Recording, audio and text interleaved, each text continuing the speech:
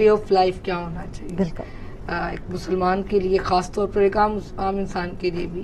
تو اس کا آنسر رب قدیر نے قرآن پاک میں خود ہی بیان کیا سورہ آل عمران کے اندر، کہ اللہ نے فرمایا کل ان کنتم تحبون اللہ، اگر تم چاہتے ہو کہ تم اللہ کی محبت حاصل کر لو، اللہ کی رضا لے لو، فتابعونی، حضور آپ انہیں کہیں کہ حضور صلی اللہ علیہ وسلم کی اتباع کریں.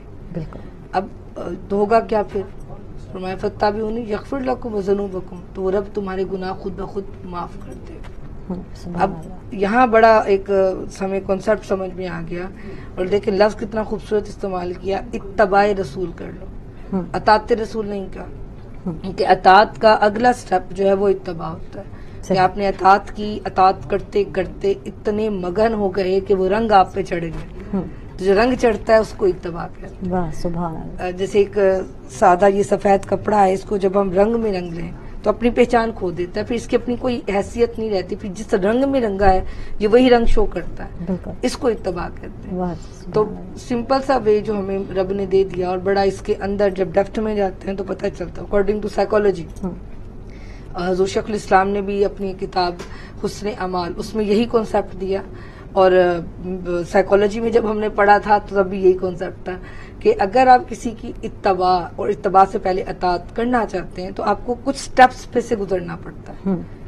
یعنی سب سے پہلے اگر آپ کسی کی محبت کسی کے دل میں ڈالنا چاہتے ہیں، بار بار اس کے سامنے اس کا ذکر کریں.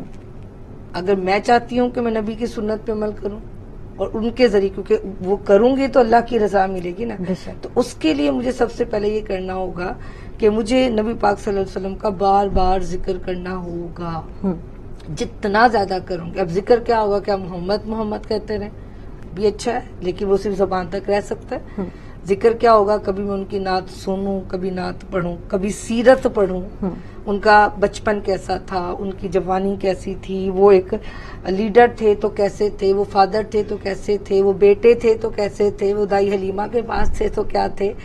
وہ 12-13 سال کے ہیں تو دارالندوہ میں جو پارلیمنٹ کہہ سکتے ہیں آپ، مجلس شورا تھی نا مکہ کے لوگوں کی، دارالندوہ، تو وہ وہاں کے ممبر ہیں، جبکہ وہاں کی کنڈیشن تھی کہ 40 ایئر سے کم کوئی شخص اس میں بیٹھ نہیں سکتا، اور آپ صلی اللہ علیہ وسلم 12-13 سال کی عمر میں ان کو پارلیمنٹ کا حصہ قرار دیا جاتا تھا. ویژن اتنا اچھا.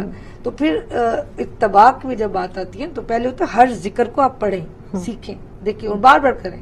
اگر میں ایک ماں ہوں تو میرا حق بنتا ہے اپنے ساتھ ساتھ اپنے بچے کے سامنے حضور کی ہر سیرت کے پہلو کا ذکر کروں، کیونکہ جب یہاں ہوتا ہے نا، اس کا رزلٹ کب آتا ہے کہ اگر آپ ذکر کرتے کرتے اس حد تک چلے گئے کہ آپ کا خود عمل کرنے کو دل کرنے لگ گیا. آپ پانی کا گلاس اٹھا رہے ہیں، لیفٹ سے نہیں لیتے، رائٹ سے اس لیے لیتے ہیں کہ میرے نبی تو ایسے اٹھاتے ہیں. آپ دائیں ہاتھ سے پانی پیتے ہیں، اس کو دیکھتے ہیں، پانی کی 6 سنتوں پہ آپ عمل کرتے ہیں، اس لیے نہیں کرتے ثواب ہونے لگا. آپ اس لیے کریں میرے نبی ایسے کرتے تھے، کیونکہ ذکر سن چکے ہیں. آپ نماز پڑھنے کھڑے ہوتے ہیں، آپ اس لیے نہیں پڑھ رہے ہوتے کہ مجھے شاید فرض ادا ہو رہا ہے، آپ کو ان سے تعلق جڑ جاتا ہے.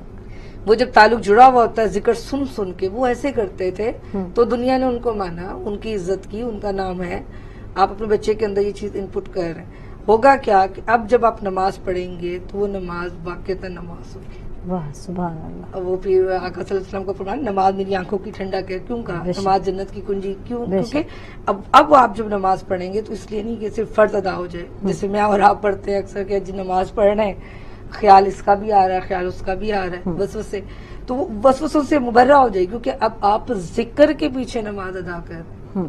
آپ کہیں قرآن پڑھنے بیٹھے یا پڑھانے بیٹھے تو دونوں جگہ کیا ہوگا، میرے نبی ایسے پڑھتے تھے، پھر قرآن کا ادب آنے لگ جائے گا، حضور ایسے کرتے تھے تو میں تو ایک ان کا امتی ہوں، تو مجھے تو اور زیادہ ادب کرنے کی ضرورت ہوگی. تو اس طرح سے عمل کرنے کو دل کرتا ہے.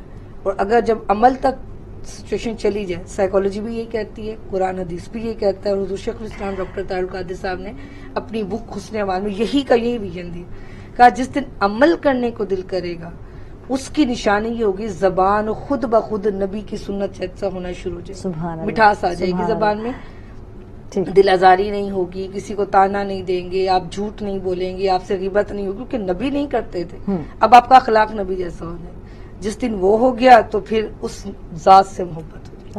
جب اس ذات سے محبت ہوگی تو رب نے پہلے ہی، کیونکہ اتباع کی پیک ہوگی نا، جب پیک ہوگی تو اب وہ رب کہہ رہا ہے کیا ہوگا، یحببکم اللہ، اللہ خود تم سے اب محبت کرنے لگتا ہے. سبحان اللہ.